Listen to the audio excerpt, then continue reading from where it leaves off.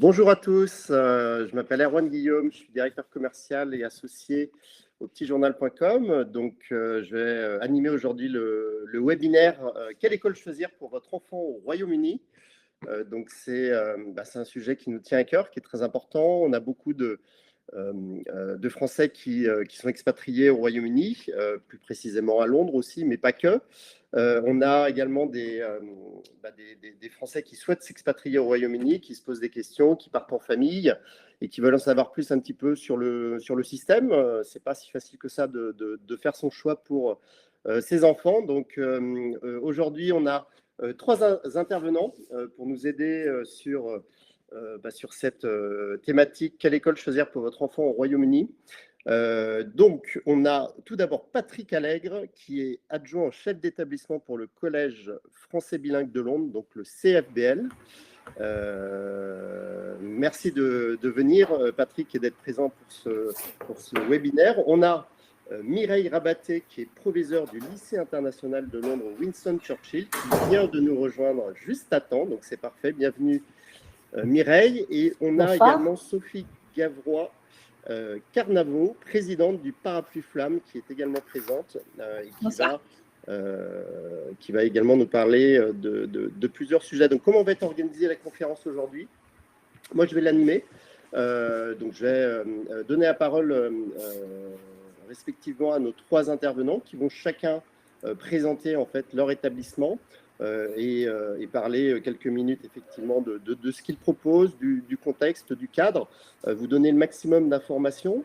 Donc ça, ce sera la première partie. Et sur la deuxième partie, on piochera quelques questions qui nous semblent pertinentes et les intervenants répondront à certaines questions, chacun à leur tour.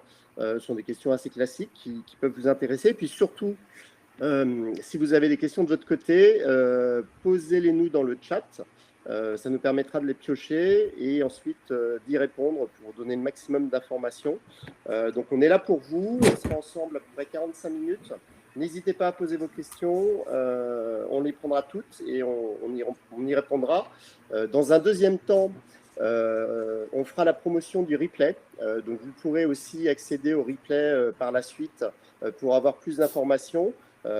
Pour revoir certains moments et puis je vous laisserai aussi mon mail, comme ça vous pourrez me contacter si vous avez des informations spécifiques ou des questions spécifiques pour certains de nos intervenants. Donc après le live on aura le replay, donc n'hésitez pas à le regarder et j'espère que vous aurez beaucoup de réponses à vos questions. Donc là ça progresse de plus en plus, vous êtes une vingtaine à vous connecter pour l'instant d'un petit peu partout. N'hésitez pas à nous dire d'où vous venez, du Royaume-Uni, de la France certainement, peut-être d'autres pays avec des projets d'expatriation au Royaume-Uni. Donc c'est parti, on y va. Je vais d'abord laisser vous présenter tous les trois très rapidement et puis après je vous redonnerai la parole. Allez, honneur aux dames. Mireille, vas-y, je t'en prie.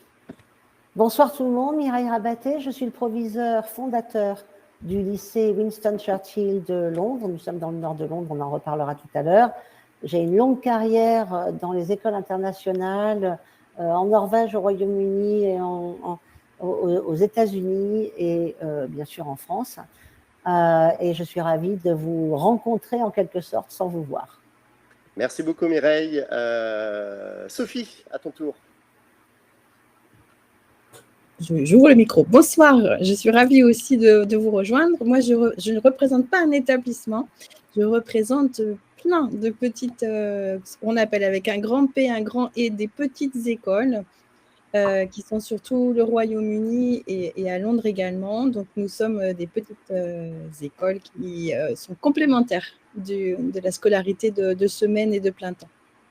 Merci beaucoup Sophie. Patrick, je te laisse te présenter également rapidement. Et bonsoir à tous, je suis donc Patrick Allègre, je suis le directeur adjoint du collège dans la structure du CFBL, qui va du primaire jusqu'au collège.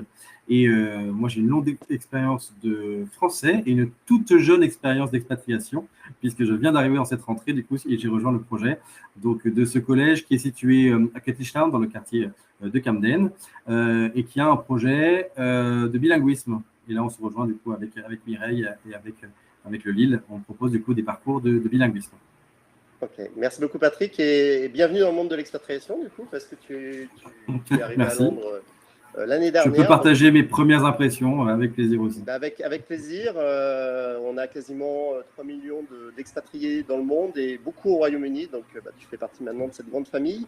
On a déjà des personnes qui nous passent des petits messages. Bonjour, je suis Stéphanie de Bristol et j'ai une fille en Year 10. Annick de Rouen en France, elle a une fille de 10 ans. Donc voilà, n'hésitez pas à nous poster des messages, on y répondra, on piochera vos questions également. Je vais commencer par partager donc la présentation. Allez, hop, je l'avais chargée, elle est ici. Donc la thématique, quelle école choisir pour votre enfant au Royaume-Uni, avec nos 3 intervenants. Et je vais donner la parole à Patrick, justement, pour qu'il nous détaille un petit peu plus précisément ce qu'est le Collège français bilingue de Londres, ce que vous proposez, et tout simplement, je te passe la parole, Patrick, vas-y, je t'en prie. Merci.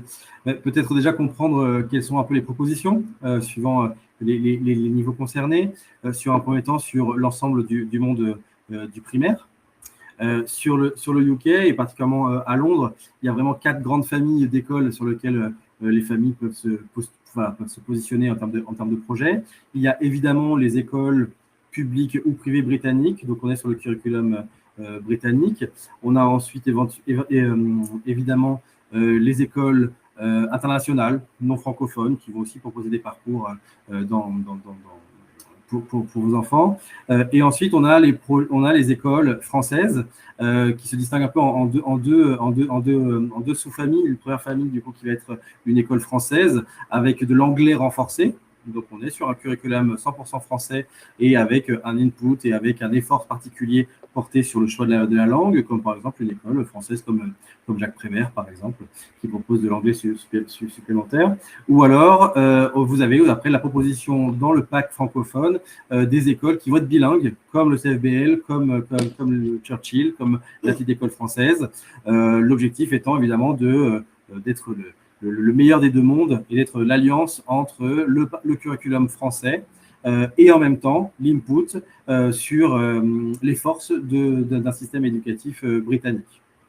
Donc, on comprendra un peu plus tard un peu les différents parcours, un peu sur les points positifs et les points peut-être d'interrogation sur chacun de ces parcours. Pour ce qui est du secondaire, donc pour le collège et pour le lycée, c'est un choix plus limité. Il y a moins de l'offre est un peu plus recentrée. Vous allez avoir le système britannique qui ressemble assez au système francophone dans son organisation. On a simplement un petit écart de temps. Un système britannique qui se termine en parallèle du lycée français, qui prépare au GCSE sur le Year 11, qui correspond à la classe de seconde, donc 1 an après la fin du collège pour nous en France. Et qui après poursuit sur 2 ans de ce qu'on appelle les A-Levels, qui est la correspondance du baccalauréat. De l'autre côté, bien sûr, dans le système francophone, vous retrouvez l'organisation que vous connaissez évidemment d'un curriculum français avec un collège de la 6e à la 3e, la préparation d'un diplôme national du brevet. Et puis ensuite, un lycée qui prépare là aussi à différents types de bacs. Pour la partie collège, un DNB avec ou sans option internationale qui est proposé, que nous proposons au CFBL et de soutenir aussi à Churchill aussi, à Mireille, je ne me trompe pas. Non, pardon, pas l'option internationale sur le DNB. Mais ensuite, du coup, pour le lycée, vous avez là aussi plusieurs propositions de parcours. Vous avez le baccalauréat français, évidemment, en extrait le même que celui qui est proposé en France. Vous avez le baccalauréat français avec option internationale, que là, vous proposez. Là, je ne me trompe pas aussi, Mireille, parfait. Du coup, sur le bac, voilà, on va en parler un peu plus en détail. Et ensuite, sinon, l'IB, l'International Baccalaureate, qui est du coup la version internationale de ce diplôme. Voilà. Et bien sûr, évidemment, en parallèle de tout ça, vous retrouvez évidemment le système des écoles qui sont dans un système international, non francophone, et avec des projets bien particuliers là aussi. si on veut prendre un peu les points forts et les points d'interrogation, en tout cas, à interroger à chaque fois pour chaque famille, pour chaque projet d'enfant, si vous faites le choix de l'immersion en école publique ou privée britannique, c'est le choix d'une immersion. C'est donc évidemment une rupture. Votre enfant va vivre le rythme de la vie d'un élève britannique avec l'expérience UK. Là, on est sur de l'apprentissage de l'anglais un peu classique, jeté dans le bain, et on s'en sort bien. On sait que du coup, les élèves patouillent peut-être un peu au départ, mais trouvent très vite en fait des points de connexion et ça fonctionne bien. Vous avez du coup pour l'école publique une école qui est gratuite. Voilà, pour vous aider un peu dans la qualité de l'enseignement, vous avez ici sur le territoire britannique l'équivalent de l'éducation nationale Ofsted qui donne des évaluations à chaque école. Donc ça vous permet de vous guider un peu dans le choix de ces écoles et dans ce qui est important pour vous en tant que famille. Le point peut-être d'interrogation, évidemment, c'est une rupture. Donc à se poser la question, il faut gérer cette transition d'un système à la française, dans un système du coup très différent. Il y a du coup bien sûr le rapport à la langue française qu'il faudra du coup sûrement compléter aussi, suivant du coup un peu le projet de la famille, là aussi dans l'immersion UK, si elle est passagère de quelques années ou si c'est plutôt un projet à long terme. Et c'est un curriculum qui est très différent, avec vraiment un axe de travail qui est une autre mentalité, une autre interrogation que vraiment du coup l'état d'esprit de l'instruction à la française. Pour les écoles françaises, avec de l'anglais renforcé, là le projet, au contraire, il est dans la continuité. Vous avez du coup un élève qui continue son parcours comme il l'aurait continué du coup en France, avec un apport supplémentaire et un peu renforcé de la langue anglaise. Donc le point positif évidemment, c'est la transition facile. Et qui est assez disponible, du coup, surtout dans l'ouest de Londres, et on a du coup pas mal de propositions. Le point peut-être du coup d'interrogation, c'est que là, effectivement, on coupe l'immersion. Donc, ça veut dire qu'on va moins travailler le rapport à la langue, si c'est l'objectif un petit peu recherché, le rapport à la langue anglaise. Et ensuite, après, vous avez les écoles donc, du coup bilingues, c'est le parcours que nous proposons. Et là, l'objectif est vraiment de pouvoir travailler vraiment l'alliance des deux mondes. C'est que vous allez récupérer un curriculum francophone qui est quand même souvent la base, qui est le point d'association avec le réseau AEFE des écoles françaises à l'étranger, mais avec un input et une vraie amplification, et je dirais même parfois la fusion avec un curriculum anglais, et qui est du coup qu'on loue sur bien des sujets. L'enseignement des arts, par exemple, on sait du coup a vraiment du coup une approche très différente et qui est vraiment qui est un très bel apport. Et on a donc du coup des élèves qui vont pouvoir naviguer entre ces deux systèmes et vraiment pouvoir construire un parcours de scolarité qui permettra aussi, en fin de ce parcours, de choisir tous les chemins possibles. Ça, c'est vraiment du coup aussi le point assez positif du coup de nos parcours. Dans les points d'interrogation, c'est que nous sommes des écoles du coup avec des frais de scolarité, alors qui sont toujours moins chers qu'une école privée à ce sens du coup britannique. Mais comparé à ce qu'on peut être en France, il y a effectivement un point de scolarité. Et il y a une offre un peu plus limitée. Nous sommes 3 établissements du secondaire à être du coup sur le 4, pardon. Merci Mireille. Je regarde du coup en soutien, merci. 4 établissements donc du coup à proposer du coup en secondaire des parcours dans des quartiers un peu différents là aussi de Londres. Voilà pour un peu le diaporama des propositions qui ont du coup de formation sur Londres. Super, merci beaucoup Patrick. Avant de passer la parole à Mireille, j'avais une question et je vous la poserai à chacun.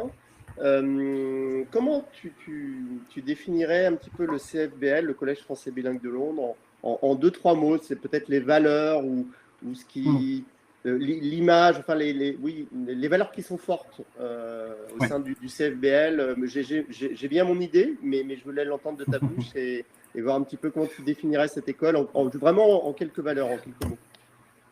Mais je dirais que c'est vraiment, et je peux d'autant plus en parler du fait de mon regard assez neuf sur la structure, arrivant d'un parcours en plus uniquement francophone. C'est que j'y retrouve la force de l'excellence à la française. Donc Ok. avec vraiment j'ai envie de dire une formation académique, avec un rapport au travail qui correspond du coup effectivement à la force de notre système français. Ok. Donc même si les élèves sont toujours ravis d'avoir des devoirs, mais en tout cas il y a quelque chose, il y a un entraînement et il y a une façon de travailler qu'on retrouve dans cette voilà et dans vraiment l'idée d'aller vers l'excellence. Et je dirais avec l'input qui est beaucoup très particulier et très fort Oui. au UK, qui est celui aussi du bien-être dans son espace. Ok. Il y a ici de manière assez remarquable tout un tas de protocoles autour de la protection de l'enfance, le safeguarding. Ça, c'est quelque chose qui, là, à chaque fois, je loue la capacité de comment tous nos personnels, qu'ils soient enseignants, éducateurs ou même autres, sont formés explicitement à l'accompagnement des élèves et aux soins voilà, et à la bonne gestion de nos élèves. Ça, c'est quelque chose qui est assez présent et qui fait aussi du coup une thématique de penser le bien-être de l'élève et, Ok. et comment l'impliquer dans ses apprentissages, l'excellence avec le service quand même et le plaisir d'apprendre. Et je crois que c'est aussi l'autre point, c'est la façon du coup d'un système britannique qui est aussi parfois beaucoup plus centré sur l'émulation plutôt que parfois dans notre système français, peut-être parfois un peu centré sur la sanction comme seul un peu levier de motivation, alors qu'il y a aussi beaucoup du coup une réflexion sur voilà, se sentir bien, valoriser les efforts, valoriser la prise d'initiative et dans le projet. Voilà, et je me tais. Super. Merci beaucoup, Patrick. C'était très complet et ça fait envie dans tous les cas. Je te passe la parole, Mireille, pour que tu puisses également présenter le lycée français Winston Churchill, le lycée international. Ah, on ne t'entend pas, Mireille.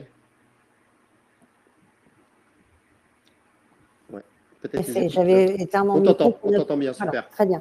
Donc, si tu veux bien changer de slide. Oui, bien sûr, oui, bien sûr, tu fais bien. Oui. Donc, le lycée Churchill, c'est le lycée international de Londres, Winston Churchill, qui a été créé, ouvert en 2015. Moi, je suis donc à Londres depuis 2014, j'arrivais de San Francisco, et on m'a recruté pour ouvrir ce lycée, qui est en partie aussi la suite du CFBL. Donc, c'est logique que je parle après mon cher collègue, puisque les élèves de 3e viennent naturellement poursuivre leurs études de lycée chez nous, avec des choix légèrement différents. Donc, comme Patrice a très bien décrit le paysage général éducatif, moi je vais parler un peu de ce qui fait la spécificité du lycée Churchill.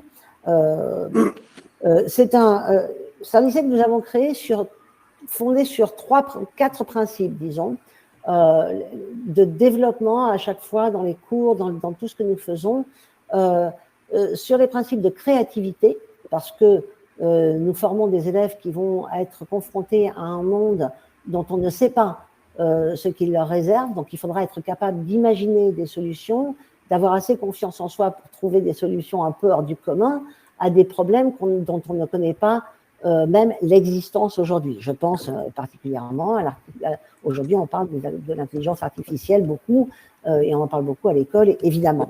La deuxième, c'est la collaboration, parce que rien dans le monde en vérité ne s'est fait par une seule personne. Il suffit, je dis souvent aux élèves, il suffit d'une seule personne pour changer le monde, mais c'est beaucoup plus efficace si on est plusieurs quand même. Et donc, apprendre à travailler avec des gens qui ne pensent pas comme vous, apprendre à écouter, apprendre à se comprendre, à comprendre sa propre identité, son propre background culturel. Et je suis désolée si, Patrice, on a un peu de franglais dans la manière dont nous parlons. C'est difficile entre input et voyez, non, on n'y échappe pas. En tout cas, donc la collaboration pour nous c'est très important, que les élèves apprennent.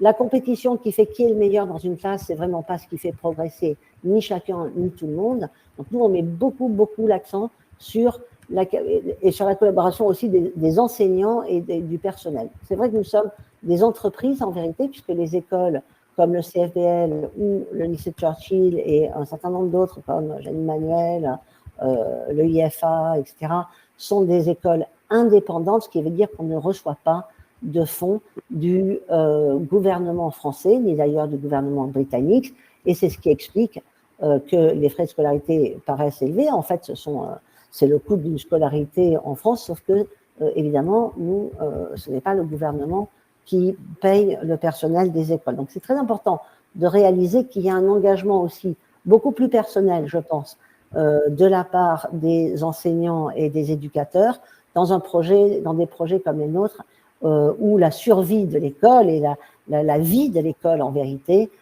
tient à la manière dont nous travaillons ensemble. La troisième, c'est la différenciation. Et j'y tiens beaucoup parce que, de même que les élèves vont être confrontés à des problèmes dont on ne connaît même pas l'existence aujourd'hui, ce qui va permettre à chacun d'être un citoyen actif, utile et capable, c'est la capacité de faire valoir sa propre différence, c'est-à-dire de comprendre que en étant soi-même, on est tous uniques et on a tous des qualités et des talents qui nous sont propres. Donc je pense que nous sommes une école dans laquelle, comme disait Victor Hugo, les instituteurs sont les jardiniers de l'esprit humain, c'est-à-dire qu'il s'agit de faire... On a devant nous des petites plantes, vous voyez, toutes petites, ils arrivent chez nous à 3 ans, et au lycée Churchill, ils partent à 18 ans, donc ce sont des adultes. On ne sait pas, quand on a ces petites plantes, si ça va être des baobabs ou des rosiers. Il s'agit d'être là pour les accompagner comme des jardiniers et de cultiver ce qu'ils sont pour les faire devenir le meilleur d'eux-mêmes. Et on le fait de plusieurs manières. Alors, comme l'a dit Patrice, en gardant des racines fortes avec le contenu des programmes français et les examens français, pour la plupart, mais aussi en y ajoutant le terreau, je dirais, fertile du sol sur lequel nous sommes et de la culture dans laquelle nos élèves baignent tous les jours, ainsi que leurs familles. Donc, par exemple, au lycée Churchill, où on peut choisir entre... D'abord, tous les élèves au niveau du primaire, tous nos élèves font un parcours bilingue. À la maternelle, c'est un parcours duolingue, puisqu'ils ont 2 professeurs en même temps dans la classe, un en français et en anglais, un peu comme dans une famille où l'un des parents parle une langue et l'autre parle une autre langue. Donc, c'est un apprentissage, un sas entre la famille et l'école, si vous voulez. Et puis, à partir de la grande section, qui est ici la première année obligatoire, puisque la scolarité est obligatoire de 5 à 16 ans, ils deviennent, on a à peu près le même dispositif bilingue qu'au CFBL dans le primaire et dans la plupart des écoles d'ailleurs du réseau français de Londres, c'est-à-dire une parité des 2 langues en français et en anglais. C'est toujours enseigné, la partie du programme qui est enseignée en anglais est faite par des professeurs qui sont eux-mêmes natifs de langue anglaise avec des diplômes correspondants, et donc c'est important d'apporter cette culture. C'est ça qui fait aussi la différence, c'est cette culture qui est la valeur ajoutée de chaque professeur, et de même des enseignants qui viennent de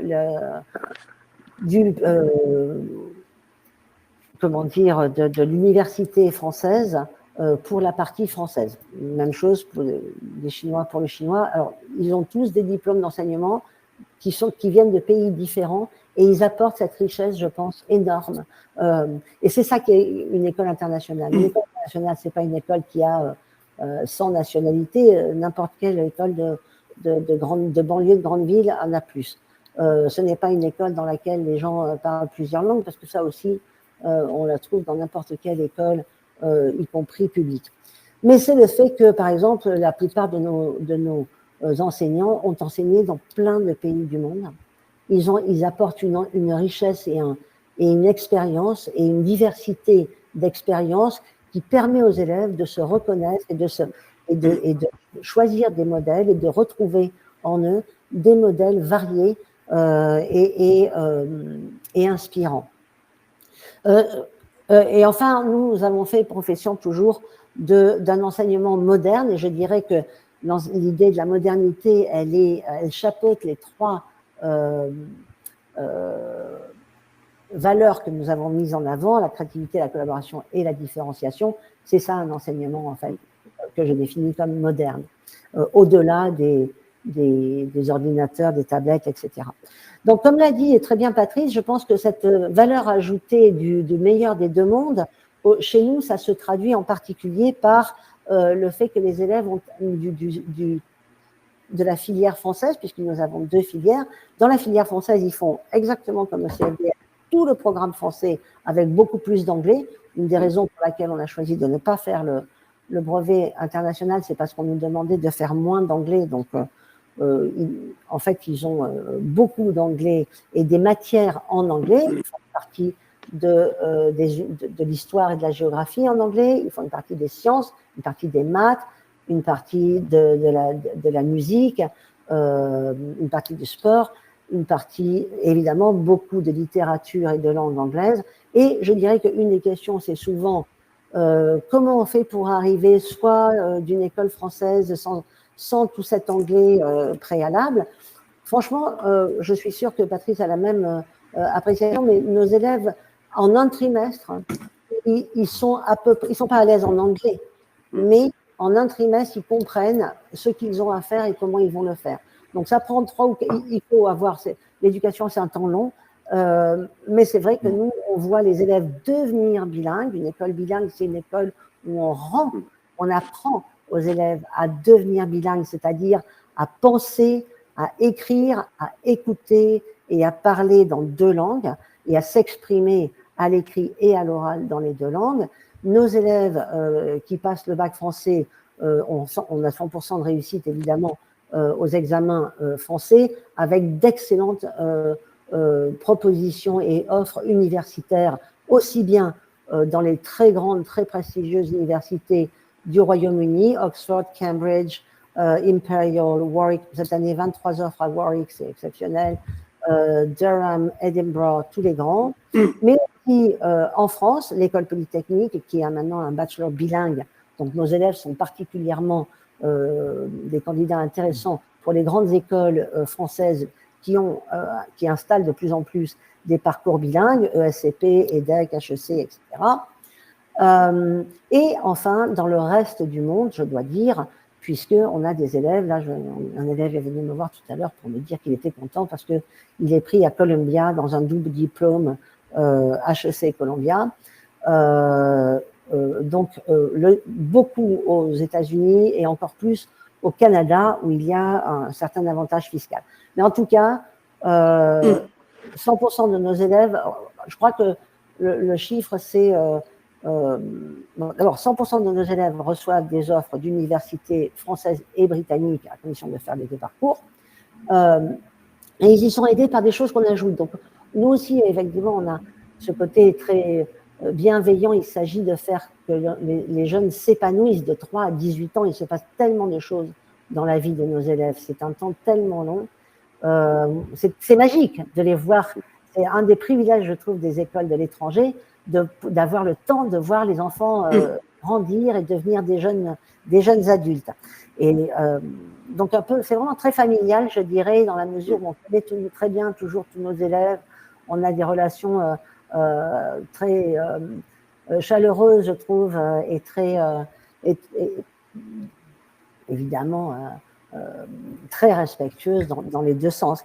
Donc nous, on offre en plus à nos élèves du lycée des choses purement britanniques comme les Extended Essay Qualification, qui est une sorte de mini-mémoire en 5000 mots tout en anglais, qui leur permet d'avoir des points pour les universités anglaises. L'entrée dans les universités anglaises est extrêmement concurrentielle, comme dans les universités américaines, nord-américaines en général, canadiennes et états-uniennes. Donc, il y a un très gros travail. On a particulièrement un service orientation, ça s'appelle Carrière, si vous regardez notre site, le service d'orientation, où on a 4 personnes à plein temps qui s'occupent des élèves. Et enfin, je voudrais parler de la deuxième, toutes ces qualités-là, toutes ces choses qui font le côté unique du lycée, et qui permettent à chaque élève de s'épanouir, de prendre des initiatives, d'être peer counselors ou d'être ou de s'occuper de l'organisation de de la conférence Modèle UN. On avait cette année 200 participants, entièrement organisés par les élèves de première et de terminale. Toutes ces choses-là leur permettent effectivement d'être particulièrement bien préparés à être autonomes à l'université. Parce que entrer à l'université, c'est très bien, mais réussir et y rester, c'est beaucoup mieux. Et ça, c'est du temps long, encore une fois. Donc, chez nous, les élèves ont le choix entre rester dans le bac français avec encore beaucoup d'anglais et en particulier la filière bac français international qui s'appelait autrefois l'OIB, l'option internationale du bac, filière très exigeante avec beaucoup d'anglais au niveau natif, de la littérature et de l'histoire et un passage un oral particulièrement difficile. Mais aussi, nous avons une filière qui n'est ni française ni britannique, dont vous avez certainement entendu parler, qui s'appelle International Baccalaureate, qu'on appelait autrefois, pour les dinosaures de mon époque, le bac de Genève. C'est un bac qui n'est pas, c'est un curriculum qui n'est pas national et qui est extrêmement bien coté dans les universités du monde. Et qui a la particularité, je dirais, il va très bien avec le bac français parce qu'il y a 6 matières, comme dans le bac français, si vous voulez, il y a forcément un truc qui s'appelle TOK, Theory of Knowledge, qui est une forme de philosophie, de conscience du savoir, d'où viennent les choses que je sais, comment je sais ce que je sais. Donc, c'est une réflexion philosophique sur l'enseignement. Et puis, 6 matières, dont obligatoirement 2 langues, les maths, et ensuite 3 matières au choix, un peu comme en France maintenant, les 3 spécialités. Je dois dire que la réforme du bac fait ressembler le bac français beaucoup plus au International Baccalaureate qu'il n'y ressemblait avant. Je dirais que les élèves disent que la différence entre les 2 filières, c'est que le bac français a tendance à plus guider et encadrer les élèves et à leur demander de suivre des conseils, tandis que le bac international réussit mieux à des élèves qui sont très indépendants déjà, moins linéaires, et qui aiment beaucoup penser et qui sont des bourreaux de travail aussi, je dois dire, parce qu'il y a énormément de recherche personnelle à faire. Voilà, dans le IB, il n'y a aucune différence, d'ailleurs, chez nos élèves, à la fin, pour ce qui est de l'entrée aux universités, les élèves ont exactement les mêmes offres en sortant du baccalauréat international. L'année dernière, on a eu 3 élèves qui sont rentrés, 2 à Oxford, 1 à Cambridge, et il y en avait 2 du bac français et 1 du bac international. Donc, ce qu'il faut, c'est choisir la filière qui correspond le mieux au type d'enfants, au type d'apprenants, au type de jeunes qui sont. Vous trouverez beaucoup de choses là-dessus sur notre site. Voilà, je crois que j'ai déjà beaucoup parlé. C'est parfait, Mireille. Voilà. C'est parfait. Et j'ai une dernière question pour toi. Merci beaucoup pour tous ces éléments. C'était très clair. Alors, juste un point. Je vois quelques questions. On y répondra juste après l'intervention de Sophie. Alors, une dernière question pour toi, Mireille. Voilà, en 2-3 mots, comment tu définirais le lycée international, vraiment ce qui te tient à cœur? C'est un lycée chaleureux où on a créé une communauté. C'est pas seulement un lycée, c'est une école aussi. Hein. Oui, bien sûr. Où on a beaucoup d'espace à la fois au propre et au figuré pour grandir, de l'espace pour penser, de l'espace pour courir, beaucoup d'espace pas très loin, puisqu'on n'est qu'à 12 minutes du centre de Londres, très bien desservi par le métro, dans un quartier en pleine évolution, puisqu'il a été noté comme un des 10 quartiers où il fait bon vivre à Londres par le Financial Times il y a quelques semaines. Donc, je dirais que c'est un lycée qui a le vent en poupe, un lycée où il y a beaucoup d'énergie. Je suis toujours très impressionnée par le dévouement, et le talent et la passion de nos enseignants et de nos éducateurs au service des élèves. Parfait. Merci beaucoup, Mireille. On va passer à Parapluie Flamme avec Sophie. Je vais avancer le slide pour cette dernière intervention, puis après, on répondra aux différentes questions. Allez, vas-y, Sophie. Super, merci beaucoup. Merci à Patrick et à Mireille pour ces super présentations de leurs établissements qui font très envie. Voilà, le parapluie, c'est complémentaire et par rapport à ce que Patrick a présenté en début de présentation sur les différents cursus qu'on peut choisir quand on arrive au Royaume-Uni et qu'on est une famille française ou francophone. Et donc, nous, on est surtout complémentaires. C'est un des points de notre complémentarité. C'est pour donc ces familles qui choisissent une scolarité britannique et qui se demandent comment on va maintenir la langue française. Alors, je sais qu'au début, on se demande souvent mais est-ce que d'abord mon enfant va pouvoir parler anglais? Alors, Patrick et Mireille en ont parlé, ils ont expliqué très, très bien, donc je ne vais pas vous répéter ce qu'ils ont dit. Ça se fait très, très bien. Il y a une aide qui est donnée aussi dans beaucoup d'écoles britanniques. Mais souvent, ce qui arrive après un an et demi, c'est un peu l'inverse. On se dit: «Ah mais notre enfant est maintenant anglophone et il commence à nous répondre en anglais, il fait du code switching». Il y a des mots qui apparaissent, qui sont plus faciles en anglais ou qui disent plus de choses en un mot, en anglais. Qu'est-ce qu'on va faire?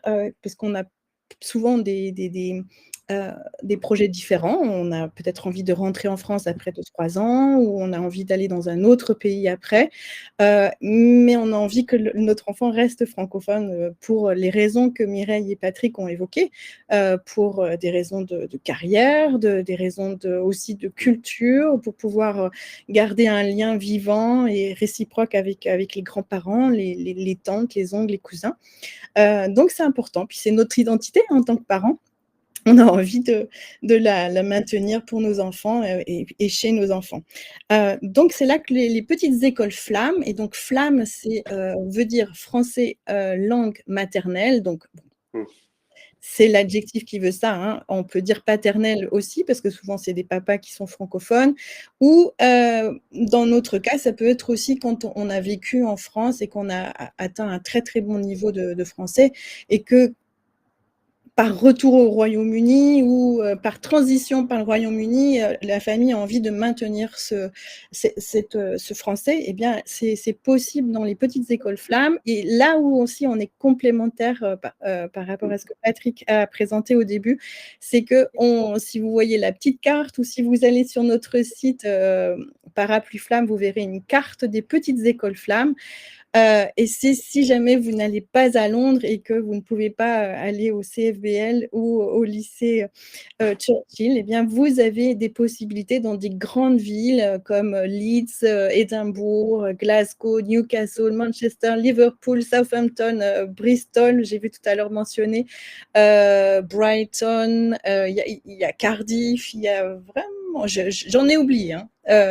On est répandu un petit peu partout sur le Royaume-Uni, et c'est vrai qu'il y a une offre qui est extrêmement limitée en école bilingue au Royaume-Uni, hors de Londres.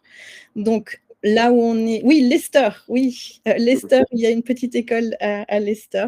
Il y a une école à Milton Keynes, à St Albans. Il y en a sur la grande couronne de Londres, donc dans le Surrey, dans le Kent. Si on remonte, donc à St Albans, il y a sur le côté gauche aussi Camberley, Amersham, donc un petit peu partout.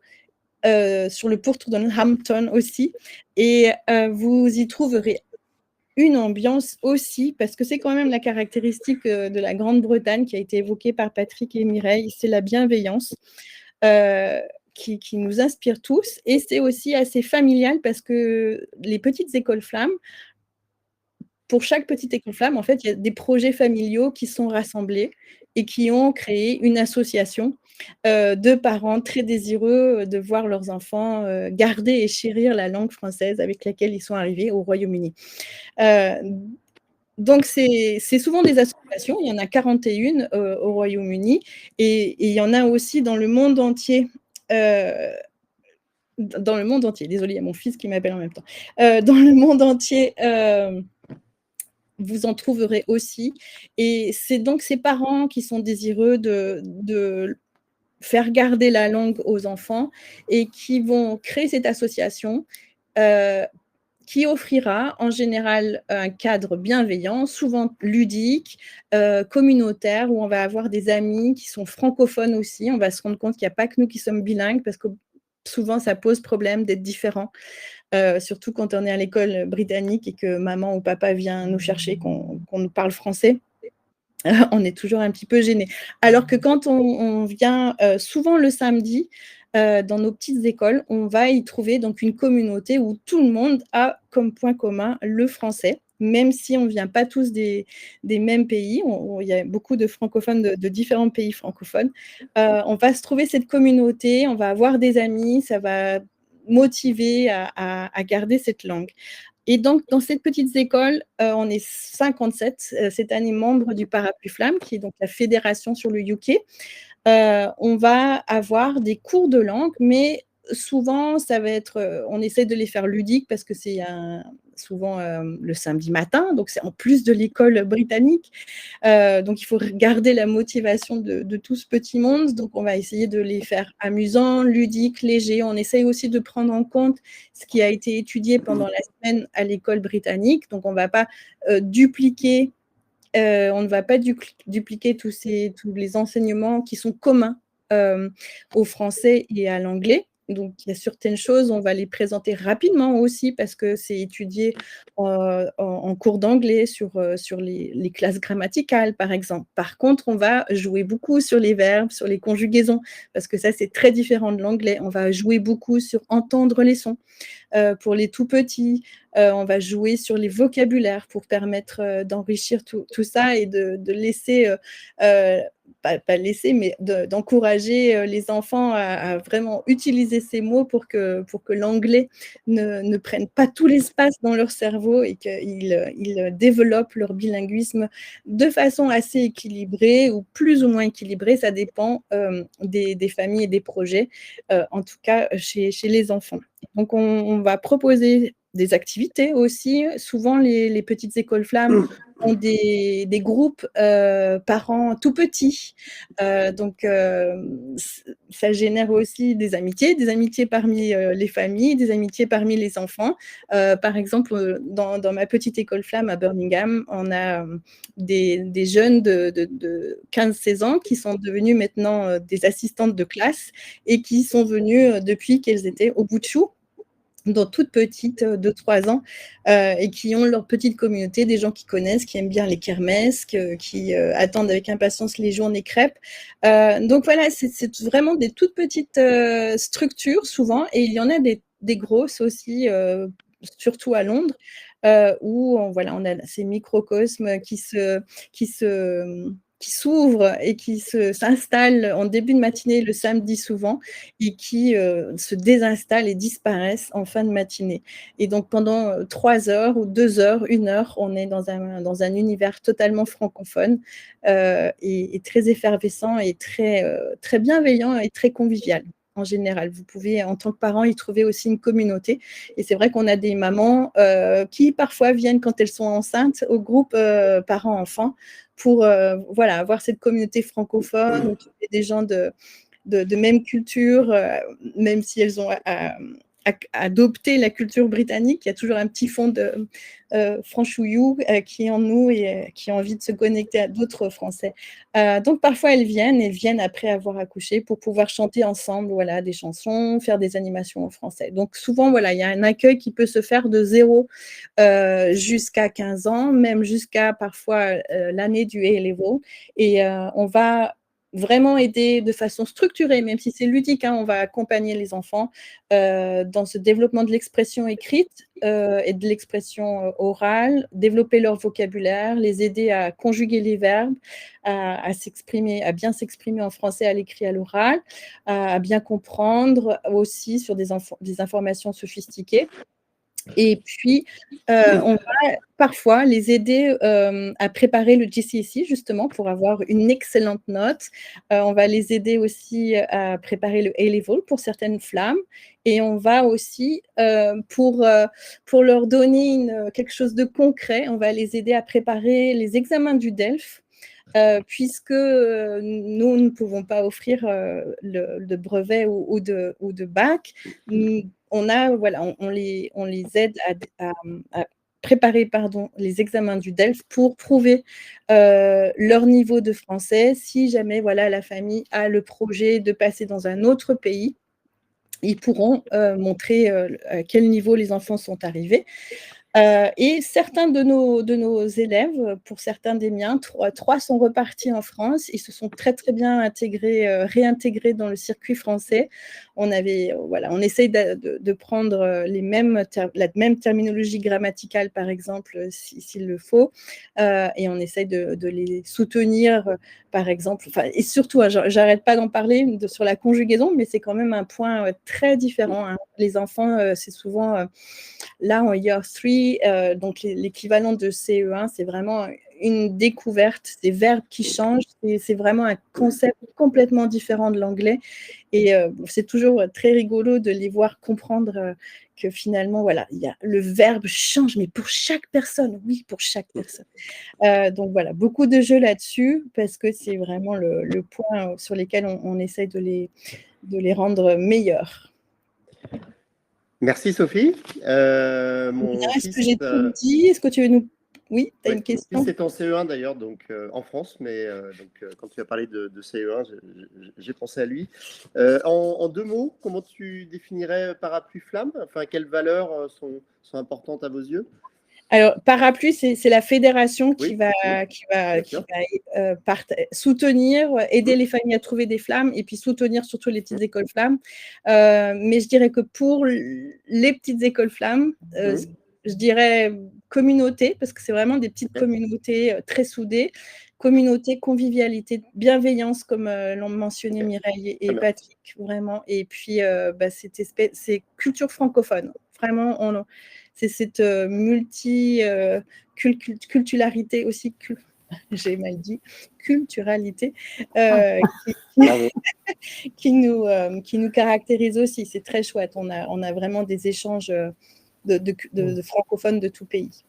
Ok, super. Merci beaucoup. Je vais vous poser quelques questions. Donc là, on a encore 5-6 minutes. Donc je vais vous les poser. Je vous laisse choisir qui répond. Je vous laisse voir entre vous. Vous entendez très bien. Une première question. Comment assurer la continuité de la scolarité en cas de nouvelle expatriation ou de retour en France? Moi, je peux répondre à ça, ayant été dans de nombreux pays à l'étranger. Donc, c'est un des avantages du réseau de l'AEFE, dans lequel, si toutes les écoles, il y a quand même plus de 550 écoles françaises, ou pas vraiment françaises, mais du réseau de l'agence pour l'enseignement français de l'étranger, AEFE. Vous trouverez ça sur leur site.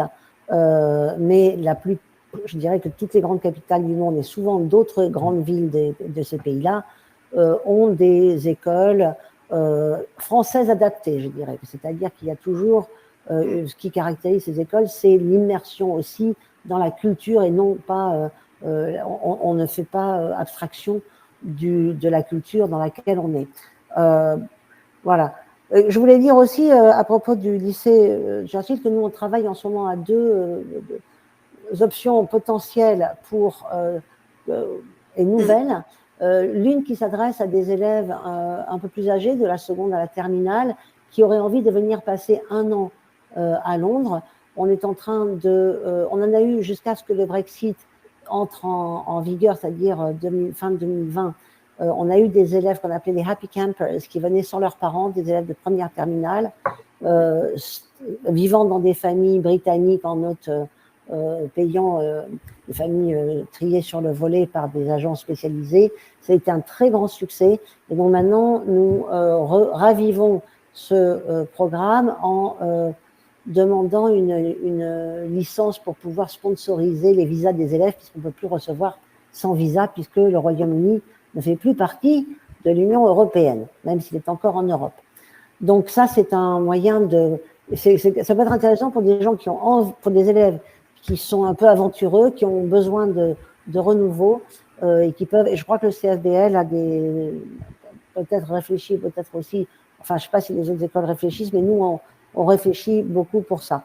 Je vois des questions sur et par exemple, pour quelqu'un qui est à Bristol, j'ai vu qu'une dame qui s'appelle Stéphanie, qui est une fille en 3e Year 10, on a des élèves, c'est possible, puisque vous avez déjà un visa. Vous pourriez, par exemple, inscrire votre fille en seconde chez nous et elle reste du lundi au vendredi dans une famille, encore une fois, sélectionnée professionnellement, etc.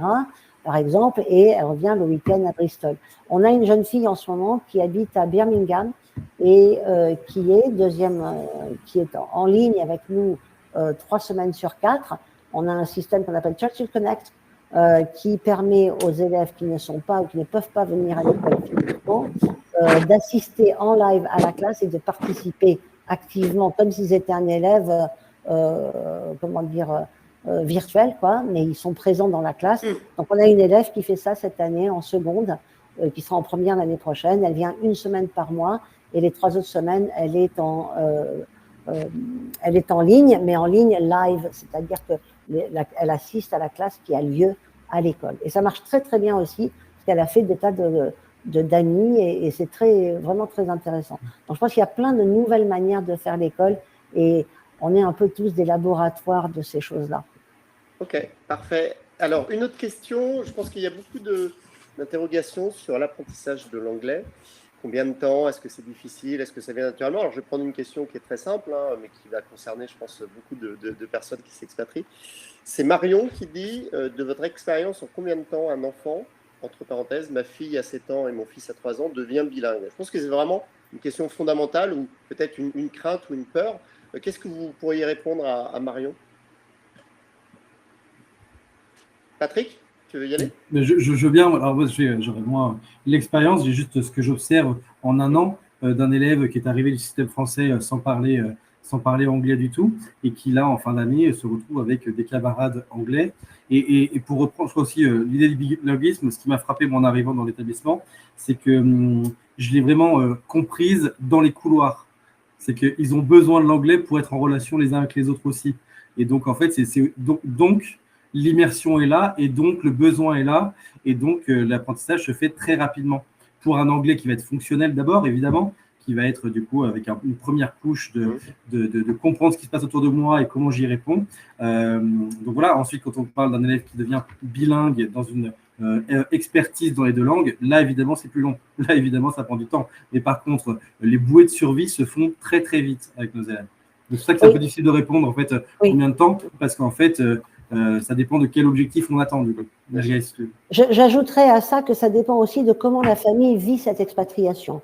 Parce que je suis sûre que au Parapluie Flamme, vous voyez ça beaucoup plus. Moi, j'ai vu aux États-Unis des familles qui arrivaient et qui ne vivaient que entre Français. Sans doute parce que quelquefois, le fait que les parents ne parlent pas anglais, ça rend un peu délicat pour eux d'être amis avec des familles non francophones. Mais donc, effectivement, si dans une famille, on va à l'école bilingue, mais on parle français, on lit tout en français, on passe tous ses week-ends et toutes ses vacances en français, on regarde la télé française et on ne va que dans les restaurants français, c'est sûr, ça va moins vite. Donc, il y a une partie quand même qui est aussi proactivement comment la famille promeut auprès des enfants en dehors de l'école et en plus de l'école l'expérience et la capacité à prendre des risques dans une langue qu'on ne parle pas, mais et dans une culture qu'on ne connaît pas. Je dirais aussi que les Français pensent souvent que l'Angleterre serait facile parce que c'est tout près, mais la différence culturelle est énorme quand même. Hein, et les familles françaises ont des grosses surprises dans la sociabilité, en particulier des jeunes et des familles. Tout à fait. Est-ce que je peux... Vas-y, Sophie, je t'en prie. Enfin, Patrick et Mireille ont pratiquement tout dit et moi, je dirais que voilà, ils ont raison, ça dépend de votre projet et inversement, vous verrez que quand vous serez dans le pays anglophone, vos enfants vont devenir quand même rapidement anglophones et d'une langue ou d'une autre. Mireille a dit, si vous ne parlez jamais anglais, si vous ne participez pas à la vie britannique, ben, forcément, vous allez développer moins vite linguistiquement. Et c'est la même chose si vous choisissez le cursus dans une école britannique. Vous allez voir que votre enfant va se développer dans cette langue, mais il faudra maintenir le français. Et donc, envoyer dans une petite école flamme, ça aide, c'est structuré, tout ça. Mais il faudra, comme l'a dit Mireille, aussi parler avec les enfants, chanter avec les enfants, jouer avec les enfants en français si vous choisissez le cursus anglais. Donc, de toute façon, ça va vite, mais c'est aussi un projet familial où il y a une coéducation avec les éducateurs, avec les enseignants et avec vos enfants et vous-même. Il faut tous participer à ce projet de bilinguisme. Merci beaucoup, Sophie. Je pioche une dernière question avant de conclure. Le programme scolaire, donc une question de Marion, le programme scolaire dans les écoles bilingues est-il le même qu'en France?